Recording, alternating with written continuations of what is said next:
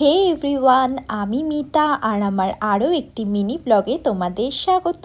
আমাদের এখানে trade fair এসেছে অনেক দিনই হলো, তো আজ আমি সেখানেই চলে গেলাম। এন্ট্রি ফি 10 টাকা করে। মেলা ঘুরতে আমার তো বরাবরই ভালো লাগে। 2 সপ্তাহ হলো এই মেলাটা এসেছে। তোমরা যারা শিলিগুড়িতে থাকো তারা কিন্তু ঘুরে আসতে পারো, জুন মাস অবধি আছে। আর মেলায় ঢুকতেই এই দোকানটিতে আর্টিফিশিয়াল ফুলগুলো তো বেশ ভালো। আর আমি তো মেলায় রবিবারে গেছিলাম আর সেদিন ভীষণ ভিড় ছিল।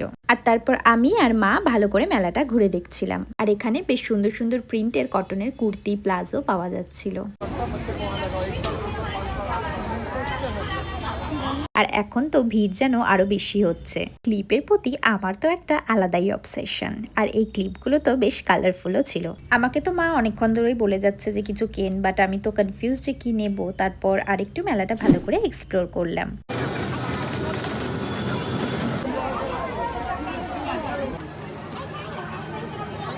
আর ঘুরতে ঘুরতেই চোখে পড়ে গেল এই দোকানটা। এখানে তো ট্রেন্ডি ব্রেসলেট ওয়াচের কালেকশনগুলো বেশ ভালো ছিল।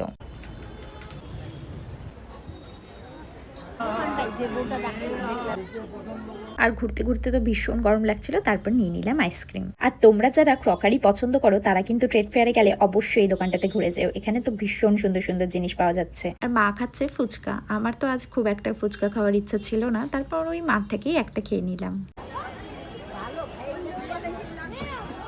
ক্রকারির দোকানে ওই দুটো জিনিস আমার খুব পছন্দ হয়েছিল, সেটাই নিয়ে নিলাম। আর মেলা তো ঘোরা শেষ, তারপরে এই দোকানটা থেকে আমি পাওভাজি খেলাম। ব্যাস, আজকের মতো আমার ঘোরা শেষ।